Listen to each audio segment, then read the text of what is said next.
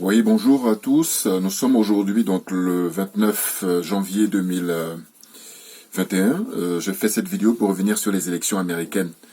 Naturellement, les élections américaines qui ont eu lieu au mois de novembre dernier. Et je donne mon point de vue en tant que panafricain. Je me surnomme Djubian, spécialiste de la France. Donc panafricain, accessoirement spécialiste de la France comme je disais, et puis d'origine ivoirienne, la Côte d'Ivoire, voilà, ça vient en second plan. Que dire? Les élections américaines ont suscité beaucoup de réactions à travers le monde, parce que ces élections-là ont eu lieu dans des situations très difficiles et très douteuses. En tout cas, le président sortant, Donald Trump, soupçonne les démocrates, puisque lui, les républicains, d'avoir fait beaucoup de fraude lors de ces élections-là. Donc, on ne sait pas trop comment tout ça va se terminer, à vrai dire. Joe Biden, le candidat des démocrates, visiblement, pour ceux qui ont la compréhension de la situation aux États-Unis, en tout cas la situation géopolitique, il est le représentant du système. Les choses sont claires. Là, moi, je donne mon opinion en tant que citoyen ordinaire, youtubeur. Et en fait, ce que je dis, c'est que c'est assez étrange de voir que le président, sortant, Donald Trump, soit victime de censure. On est aux États-Unis où on nous dit que la liberté d'expression est normalement inscrite dans leur constitution. Donc on se demande comment se fait-il qu'au XXIe siècle, on en arrive là. Moi, de mon point de vue, je pense que ça peut s'expliquer aussi par... d'abord, Joe Biden, il est candidat du système, les choses sont claires. Donc il a été mis là pour défendre les industries pharmaceutiques, comment on appelle ça, les industries de l'armement. Voilà. Parce que je rappelle que si on s'intéresse à la situation politique aux États-Unis, on va voir que Monsieur Donald Trump, durant les 4 ans qu'il est au pouvoir, les Américains n'ont pas été en guerre comme ça a été le cas pour ses prédécesseurs. Donc ça fait très longtemps que cela n'était pas arrivé. Et ce qu'on a pu observer, c'est que par exemple, il a décidé bouleverser la donne en ce qui concerne les liens avec l'OTAN, où il a demandé aux pays européens de payer eux-mêmes leurs cotisations. Parce que jusqu'à présent, c'était les Américains qui prenaient en charge. Et donc là, il y a ça, il y a aussi le fait qu'il est contesté comment se passe maintenant la politique de l'OMS, comme on appelle ça, l'Organisation mondiale de la santé, et puis aussi l'Organisation mondiale du commerce, l'OMC, tout ça, il a commencé à remettre en cause. Alors, évidemment que ce n'est pas un enfant de cœur, les choses sont claires, mais simplement, moi, quand je fais ma vidéo, là, c'est de dire que je vais peut-être surprendre beaucoup de gens, ou je vais choquer beaucoup de gens, enfin, en tout cas, ceux qui, visiblement, n'ont pas encore compris la donne des choses, je me permets de le dire, parce que écoutez, on a eu 8 ans d'Obama. Obama, qu'est-ce qu'on nous a dit? C'était l'espoir du peuple noir. Mais en réalité, le constat qu'on a fait, c'est qu'Obama, il n'a rien fait du tout. C'est un homme du système. Et alors bon, j'aime bien aussi les gens qui parlent après coup. Parce que je dis ce qu'il faudrait, il aurait fallu, quand il a eu son mandat, faire des vidéos pour donner un maximum d'informations à nous autres qui n'étaient pas informés. Parce que je rappelle que quand Obama, à l'époque, avait gagné, on était tous contents. Mais après, avec le temps, on a compris. Parce qu'il vaut mieux tard que jamais. Voilà. En fait, c'est ça dont il s'agit. Donc Obama, 8 ans à la Maison-Blanche, moi, ce que je dis souvent quand j'ai des discussions avec des collègues ou des personnes comme ça, je dis, mais écoutez, il faut vérifier, on va remarquer que, en fait, pendant les 8 ans, il y a eu beaucoup de Noirs qui ont été tués. Alors, comment ça se fait? Je dis, à défaut, de supprimer radicalement la tuerie des Noirs, mais au moins qu'il y ait un nombre réduit. Or, c'était le contraire. C'est-à-dire que si on fait des statistiques, on les met en place, on fait le bilan, on va voir que lorsque M. Clinton était président, il y a eu beaucoup moins de morts. Lorsque Bush, George Bush, père et fils, vous voyez, beaucoup. Si on compare avec les 8 ans d'Obama, c'est ce que je tiens à préciser. Voyez-vous? Donc au fond, Obama, d'abord, il n'a même pas pu fermer Guantanamo, alors qu'il y a il y a pratiquement des innocents là-bas. Alors on me dira toujours, ceux qui le défendent, le soutiennent, c'est de dire, oui, mais il a permis de mettre en place un truc médical, enfin en tout cas essayer pour qu'il y ait les soins gratuits là-bas et tout. Et bon, ça c'est de la poudre aux yeux, à vrai dire. même si c'est vrai que c'est hyper important. Mais au fond, je veux dire, c'est pas rien quand même que des Noirs américains soient tués. Voilà, les gens ils sont plus vivants. Hein. Donc c'est pour dire que au fond, moi ce qui m'étonne quand on nous dit que c'était le candidat qui représente enfin en tout cas qui était soutenu massivement par la communauté noire aux États-Unis, ce qui n'était pas toujours le cas au début. Hein. Je pense que tout au début ils étaient très méfiants. Les Jesse Jackson, je m'en souviens, ils étaient méfiants et puis on a fini par les convaincre. Vous voyez. Sinon auparavant, ils se méfiaient de Obama. Les choses sont claires. Voilà. Donc c'est pour dire quoi? C'est pour dire qu'aujourd'hui, le constat qu'on fait, c'est on nous vend Kamala Harris, en fait, comment on dit, vice-présidente là, de Joe Biden, alors qu'on explique que Biden lui-même, c'est un vieux de la politique américaine et que il n'est pas aussi, comment dire, pro-noir, hein, parce que ça, c'est aussi l'hypocrisie hein, qui les caractérise, ces gens-là. Quand on regarde plus en détail, on se rend compte que quand on va accuser Donald Trump de tous les maux et tout, alors que les autres en face, si on regarde leur bilan, on regarde leur fait d'armes, on va voir que ils ont voté des lois qui ne sont pas toujours propices à la dignité des Africains ou des Noirs, des Afro-Américains, voilà. Voyez-vous, donc on veut nous refaire le coup qu'on a fait quand on nous a blagué, hein, je utilise un terme beaucoup plus trivial, pour mettre Obama en avant, pour qu'on puisse le soutenir, et bien ils veulent nous refaire le même coup avec la dame là, voilà, alors qu'elle aussi pareil, hein, c'est un pur produit du système, hein. C'est un casting qu'ils font, voilà, un peu comme ils ont le casting qu'ils ont fait en France pour Macron, et bien c'est la même chose aux États-Unis. Alors moi ce que je fais comme observation, c'est de dire que les Américains en fait on arrive au bout de leur système. Et d'ailleurs, même à travers là, ce qui s'est passé aux États-Unis, et puis aussi à travers ce qui se passe avec le Covid-19, j'ai dit on arrivé au bout du système occidental. Voilà, il a fait ses preuves, on est arrivé au bout du capitalisme. Sauf qu'ils sont de mauvaise foi. C'est ça le problème. Et puis ils sont même, mauvaise foi, c'est encore peu que de le dire, mais ils sont surtout sans foi ni loi, à vrai dire. Voyez-vous, c'est la fameuse phrase de François-Xavier Verschave qui disait le vice rend hommage à la vertu. Moi, j'aime beaucoup cette phrase. Parce que si tu comprends le sens, c'est vraiment très profond. Le vice rend hommage à la vertu. Et ils font ça continuellement. Donc, à vrai dire, comme leur, comment on appelle, constitution, et cette démocratie, elle est vieille maintenant, hein, elle a montré ses limites là, à l'occasion de ces élections. Les choses sont très claires. Voilà, là, on ne sait même pas comment ça va se passer dans les mois qui viennent. On entend dire que ce sont les militaires qui prendront le pouvoir, si ce n'est pas déjà fait, et que là, c'est juste là, ils font une mise en scène pour ne pas que ça soit très brutal. Voilà. Ce sont les informations qu'on a comme ça, nous qui sommes intéressés à savoir réellement qu'est-ce qui se passe. Voyez-vous, parce que précédemment, quand il y a eu les élections aux États-Unis, eh bien, le candidat sortant, quand il a perdu, bon, mais il cède la place en reconnaissant d'ailleurs la victoire de celui qui a gagné le soir même. Or là, le président sortant, Donald Trump, il ne reconnaît pas parce qu'il dénonce les fraudes, hein, beaucoup de fraudes qu'il y a eu. Et du coup, vous pensez bien, je pense là notamment en Afrique, eh bien, les présidents africains, j'allais dire maintenant, je les appelle les mercenaires à la botte, à la solde de la France. Hein. Donc les mercenaires de la zone française CFA, là. Monsieur Alassane Ouattara en tête, monsieur Macky Sall, Patrice Talon, Idriss Déby, Sassou Nguesso, y a qui encore que je n'ai pas oublié, hein. La liste est longue, hein, voyez-vous. Eh bien, tous ces gens-là, eh bien, ce sont des mercenaires hein, qui sont au service de la France-Afrique. Et ils confisquent le pouvoir. Et eux, je pense que ce qui se passe aux États-Unis, eh ben, ça doit les rassurer. Et ils ont le culot hein, de faire allusion en disant voilà, des fois quand on écoute les infos, il faut même allusion à l'Allemagne en disant voilà, Angela Merkel, la chancelière allemande, elle fait brigue un 4e mandat ou je ne sais quoi. Mais n'importe quoi. Voulez-vous comparer avec l'Allemagne? Mais quand il y a les élections en Allemagne, il n'y a pas de blessés. Hein, pas un seul blessé. Et donc vous, c'est des morts, carrément.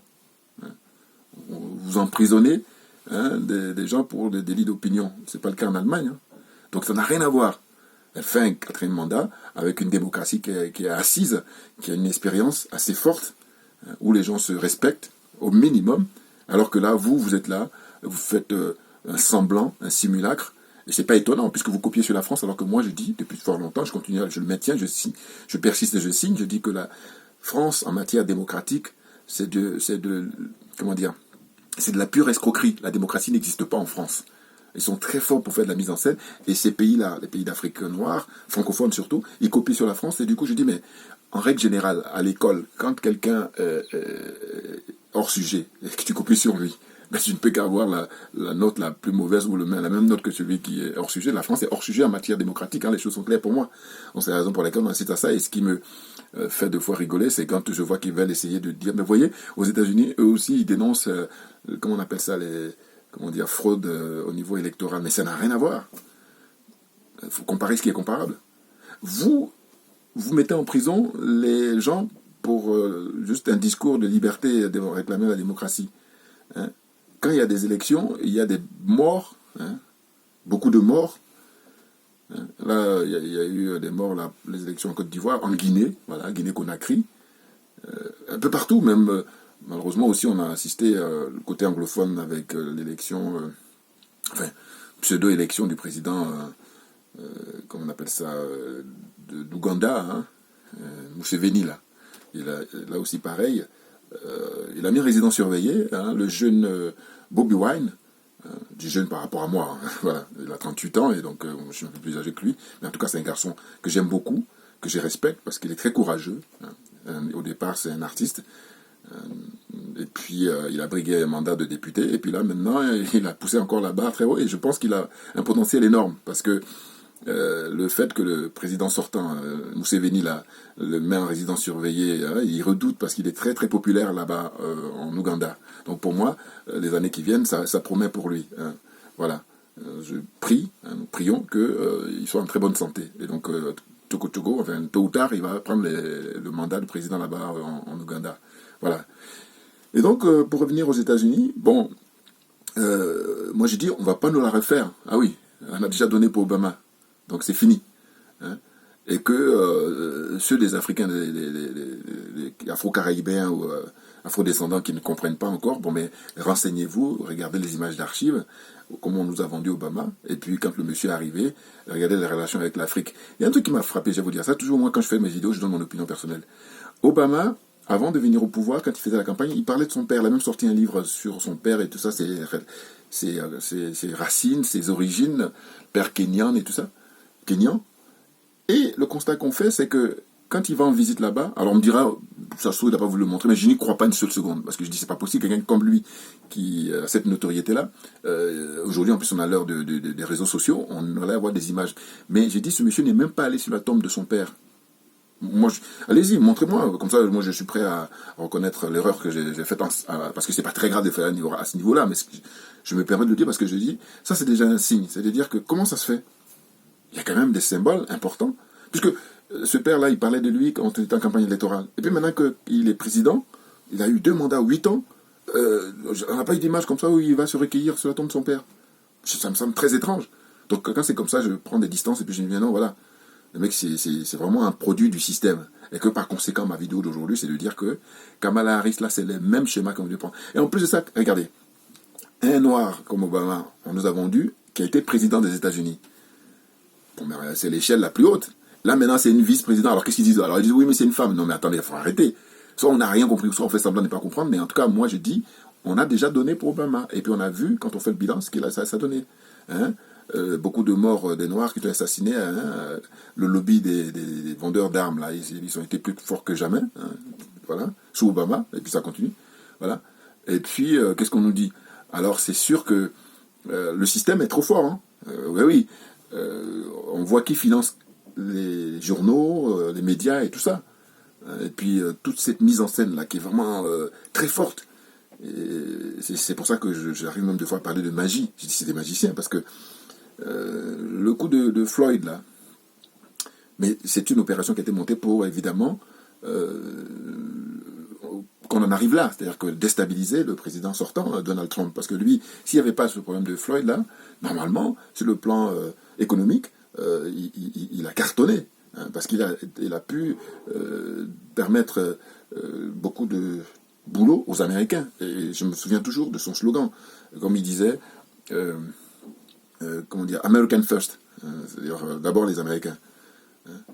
Il met les Américains en premier. Et je disais que tous les pays du monde, que ce soit en Asie, que ce soit en Afrique, en Europe, partout, Ben, un président qui arrive au pouvoir, il émane du peuple. Il est le porte-parole du peuple, il est le représentant du peuple. Donc ce qu'il doit faire, c'est de satisfaire le peuple.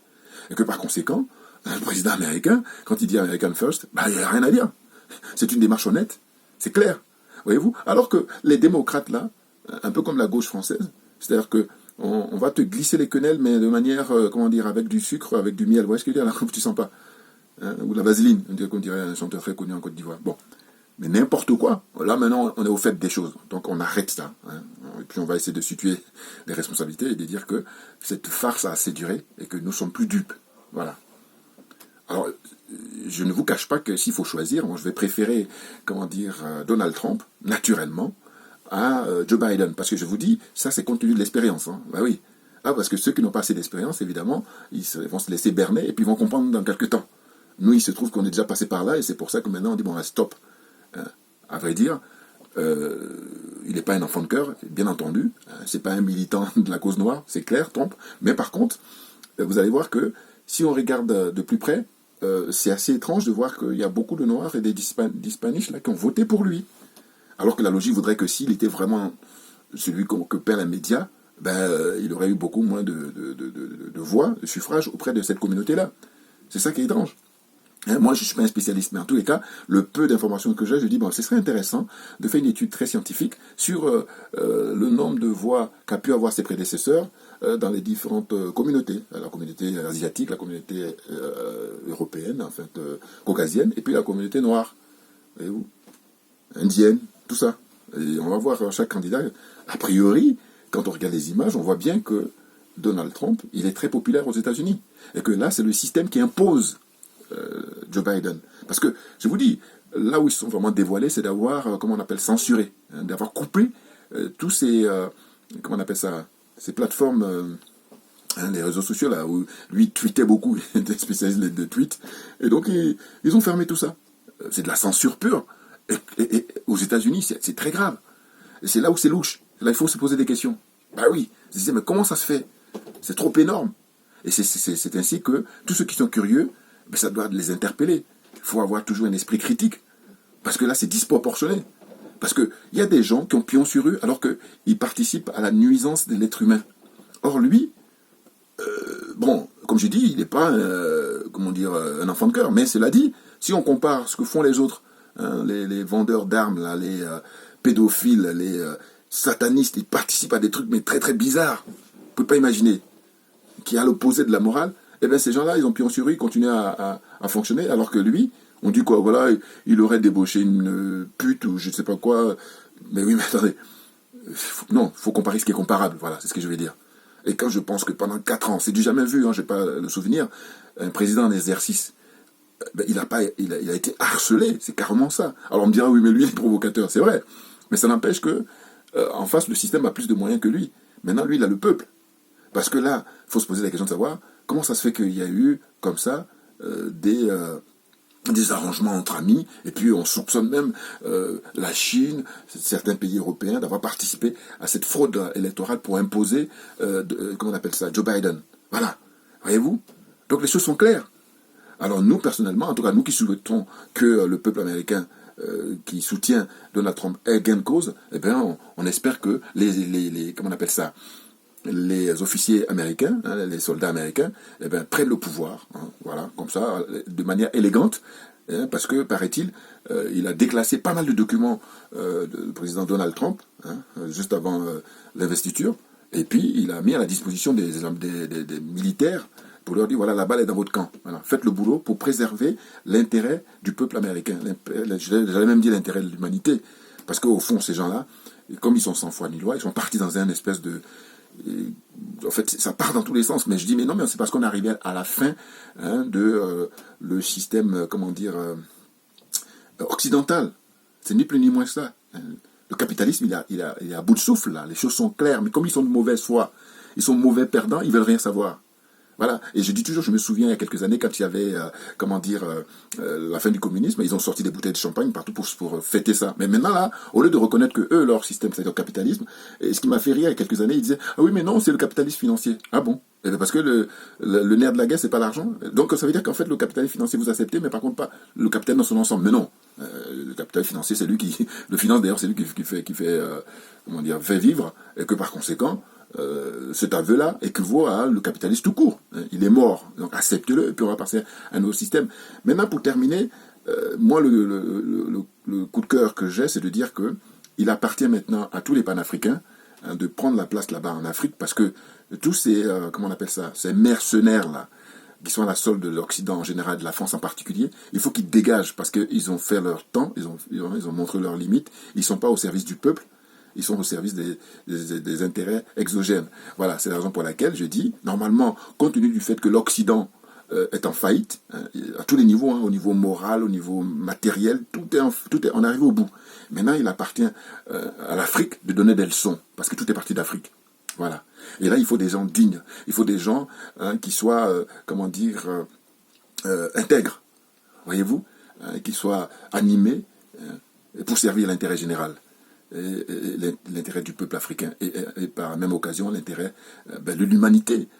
Parce que si on dit que tout est parti d'Afrique, normalement l'Afrique, aujourd'hui au XXIe siècle, c'est l'Afrique qui doit donner des leçons à tout le monde, de manière à ce que tout le monde soit gagnant. Parce qu'on observe que dans l'histoire, le peuple africain n'a exterminé personne. Or, le contraire, c'est-à-dire les autres ont exterminé beaucoup les Africains depuis des siècles.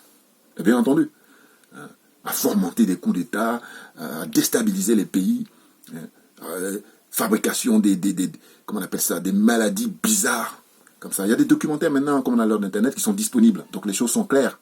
On ne va pas cacher ça longtemps, c'est terminé. Et la jeunesse africaine, comme je dis, est gonflée à bloc.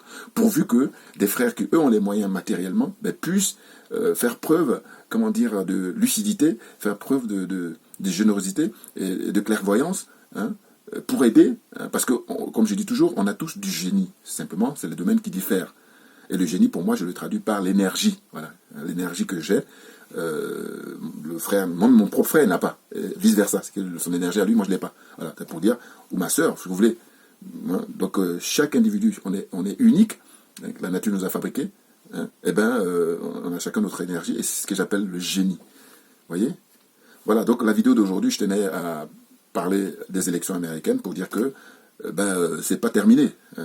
En tout cas, il y a beaucoup de choses qui vont se passer dans les mois qui viennent. Et puis en plus, compte tenu de l'âge de Biden, là, et puis son fils et lui-même, et tout, sont impliqués dans des trucs, mais pas clairs du tout. Vous voyez? Donc, affaire à suivre. Voyez-vous? Voilà. Mais c'est un plaisir à mon retour, et mettez des pouces, diffusez-le au maximum, hein, de manière à ce que beaucoup de gens soient informés, la diaspora, et puis tous les gens de bonne volonté aussi qui veulent participer à la discussion, pour la réflexion. Voilà. Merci à vous pour votre attention, et puis à très bientôt. Djoubien, spécialiste de la France. Merci bien.